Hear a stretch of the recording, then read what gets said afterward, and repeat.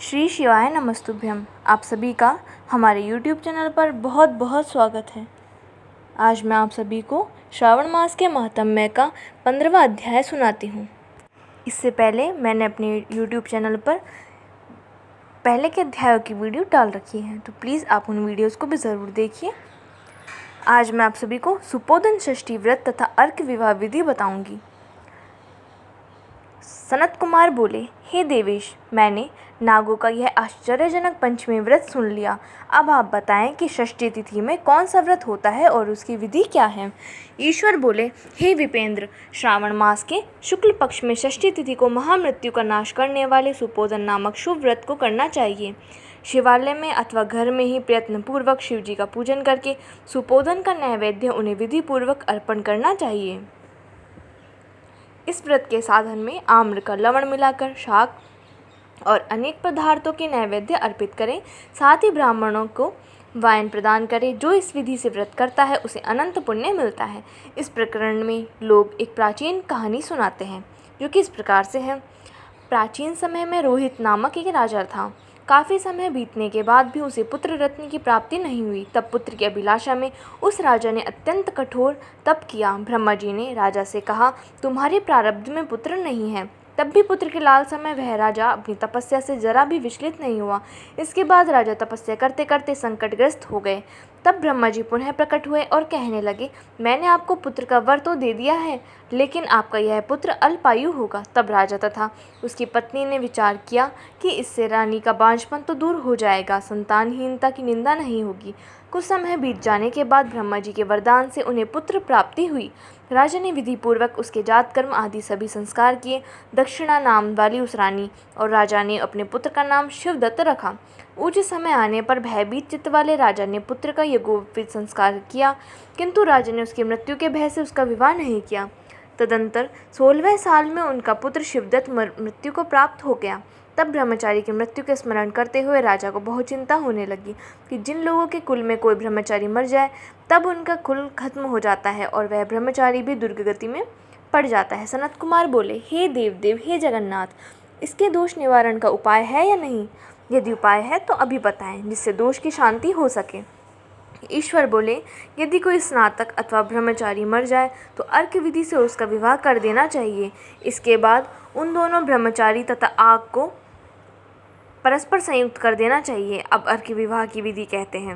मृतक का गोत्र, नाम आदि लेकर देश काल का उच्चारण करके करता रहे और कहे कि मैं मृत ब्रह्मचारी के दोष निवारण हेतु वैसर्गिक व्रत करता हूँ। सर्वप्रथम सुवर्ण से अभ्युदिक करके अग्नि स्थापन कर आगार होम करके चारों व्याहृतियों ओम भूम, ओम भुवः, ओम स्वः, ओम महः से हवन करना चाहिए।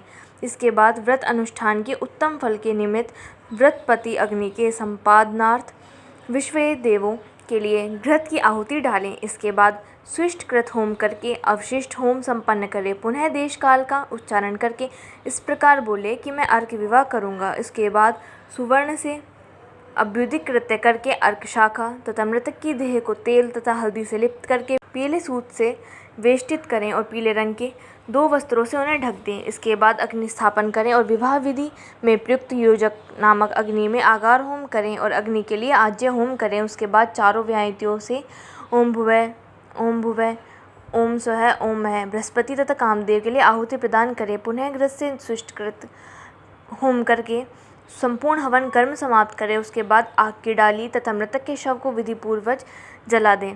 मृतक अथवा म्रियमाण के निमित्त 6 वर्ष तक इस व्रत का अनुष्ठान करना चाहिए।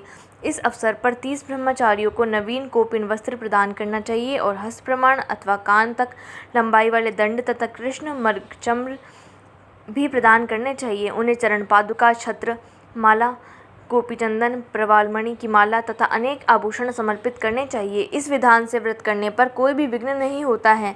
ईश्वर बोले, ब्राह्मणों से यह सुनकर राजा ने मन में विचार किया कि यह अर्क विवाह तो मुझे गौण प्रतीत होता है, मुख्य नहीं, क्योंकि कोई भी व्यक्ति मरे हुए को अपनी कन्या नहीं देता है।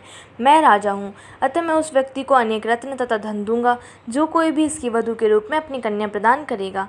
उस नगर में एक ब्राह्मण था। उस समय वह किसी दूसरे नगर में गया हुआ था। उसकी एक सुंदर पुत्री थी जिसकी माता की मृत्यु पहले ही हो चुकी थी। ब्राह्मण की दूसरी पत्नी भी थी। जो ब्राह्मण की पुत्री के प्रति बुरे विचार रखती थी तथा दुष्ट मन वाली थी। कन्या 10 वर्ष की तथा दीन थी और अपनी सौतेली माता के अधीन थी। अतः सौतेली माँ ने द्वेष तथा अत्यधिक धन के लालच में 1 लाख मुद्रा लेकर उस कन्या को मृतक राजकुमार के लिए दे दिया।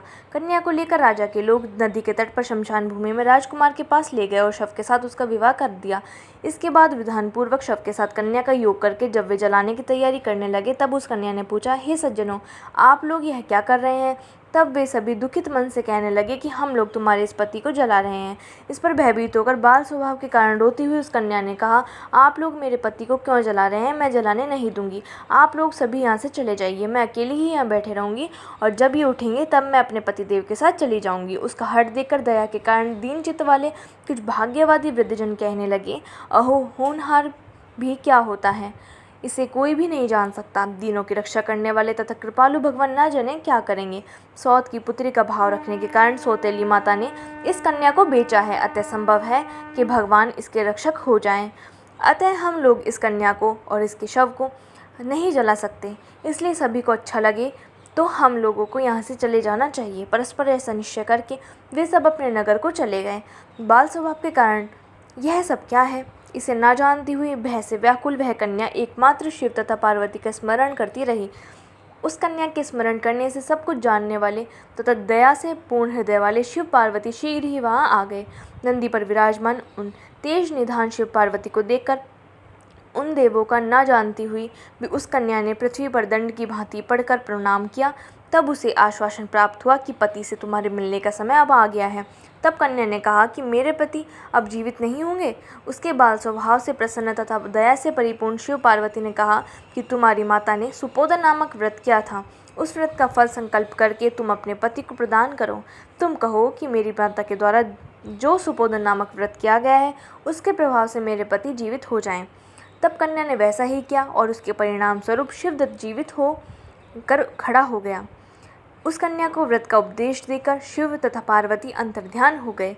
तब शिवदत्त ने उस कन्या से पूछा, तुम कौन हो और मैं यहाँ कैसे आ गया हूँ? तब उस कन्या ने उसे वृतांत सुनाया और रात हो गई।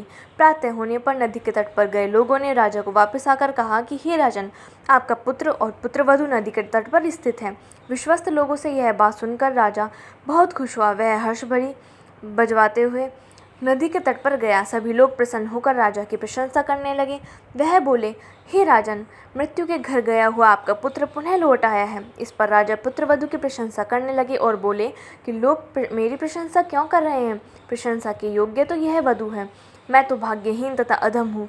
धन्य और सौभाग्यशालिनी तो यह पुत्रवधू है, क्योंकि इसी के पुण्य प्रभाव से मेरा पुत्र जीवित हुआ है। इस प्रकार अपनी पुत्रवधू की प्रशंसा करके राजा ने दान तथा सम्मान के साथ श्रेष्ठ ब्राह्मणों का पूजन किया और ग्राम से बाहर ले जाए गए मृत व्यक्ति के पुनः ग्राम में प्रवेश कराने से संबंधित शांति की विधि को ब्राह्मणों के निर्देश पर विधि पूर्वक संपन्न किया गया।